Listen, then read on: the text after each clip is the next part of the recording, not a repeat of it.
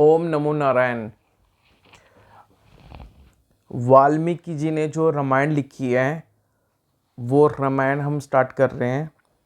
ये रामायण का first lecture है, लेक्चर नंबर 1 ऑन रामायण। अब देखिए, जो भगवान वाल्मीकि जी थे, तो महर्षि वाल्मीकि जी ने एक बहुत बड़े तपस्वी थे। इन्होंने नारद ऋषि से पूछा, नारद मुनि से पूछा कि मुझे ऐसे व्यक्ति का नाम बताओ जो बहुत ज़्यादा गुणवान हो, जिसके अंदर बहुत ज़्यादा गुण हो, जो धर्म की रक्षा करने वाला हो, जो सत्य बोलता हो, जो जिसने जो संकल्प ले लिया उसको निभाता हो, उपकार को मानने वाला हो। तो ऐसा गुणवान व्यक्ति कहाँ मिलेगा? तो नारद जी ने वाल्मीकि जी को श्री राम का इतिहास बताया, श्री राम के जीवन की कथा सुनाई और कहा कि जो अयोध्या के राजा हैं श्री राम, यही एक ऐसे पुरुष हैं जिनकी कल्पना आप कर रहे हो। तो भगवान वाल्मीकि जी को नारद जी ने कहा कि आप जिस व्यक्ति की कल्पना कर रहे हो, ऐसा एक ही व्यक्ति है और वो है अयोध्या के राजा श्री राम। यानी कि इसका मतलब वाल्मीकि जी ने अपने मन में एक छवि बना ली थी कि कोई ऐसा व्यक्ति है या नहीं है जो गुणवान हो, धर्म को मानता हो, उपकार मानने वाला हो, सत्य बोलता हो, धर्म की रक्षा करता हो, दृढ़ निश्चय लेता हो। तो ऐसा कोई व्यक्ति है या नहीं? तो उनने नारद जी से ऐसा पूछा कि जो मेरे मन में छवि आई है, ऐसा कोई व्यक्ति है? तब नारद जी ने उनको बताया कि अयोध्या के जो राजा श्री राम हैं, वो ही एक ऐसे व्यक्ति हैं जिनकी जिनकी जैसे आप कल्पना कर रहे हो, एक्चुअल में वो वैसे ही हैं। इतना कह के नारद जी देवलोक को चले गए। अब वाल्मीकि जी गंगा नदी के पास में एक नदी है, तमसा नदी, वहाँ पे चले गए और नहाने की तैयारी करने लगे। अब वहाँ पर क्रोंच पक्षियों का एक जोड़ा अक्सर वहाँ आया करता था और उस दिन भी क्रोंच पक्षी का एक जोड़ा वहाँ पे घूम रहा था, जो बहुत मधुर आवाज में गुनगुना रहा था। भगवान वाल्मीकि जी उस क्रोंच पक्षी के जोड़े को देख रहे थे।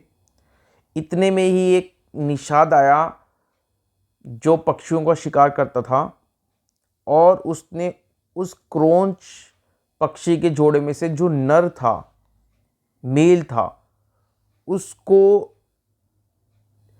धनुष से, बाण से घायल कर दिया और वो खून में लथपथ होकर जमीन पर गिर के तड़पने लगा।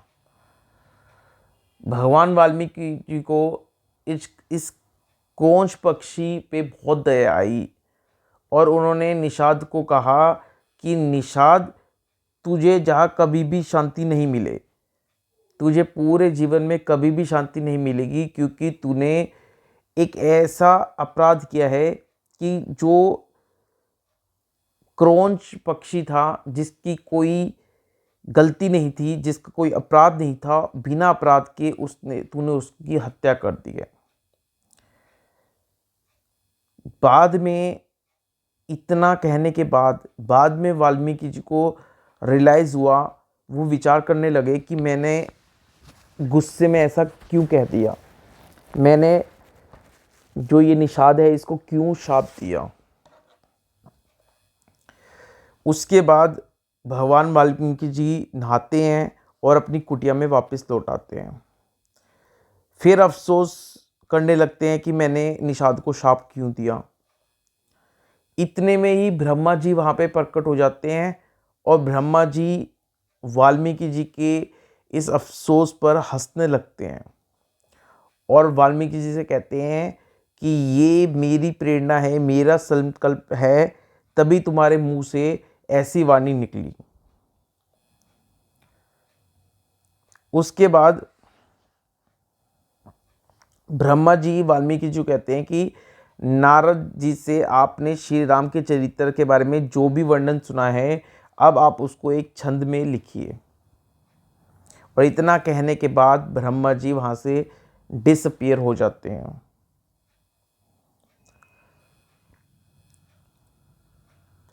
तो जब अयोध्या के राजा श्री राम वन से वनवास काटकर अयोध्या आते हैं और वहाँ का सारा राजपाट शासन अपने हाथ में लेते हैं, उसके बाद वाल्मीकि जी श्री राम के चरित्र जीवन इतिहास के बारे में लिखते हैं। वाल्मीकि जी बड़ा डिटेल में ऑब्जर्व करते हैं जो नारद जी ने बताया था श्री राम के बारे में। हर चीज़ बड़ी बारीकी से वो ऑब्जर्व करते हैं, स्टडी करते हैं, और उस स्टडी करने के बाद वो श्री राम का पूरा इतिहास लिखते हैं।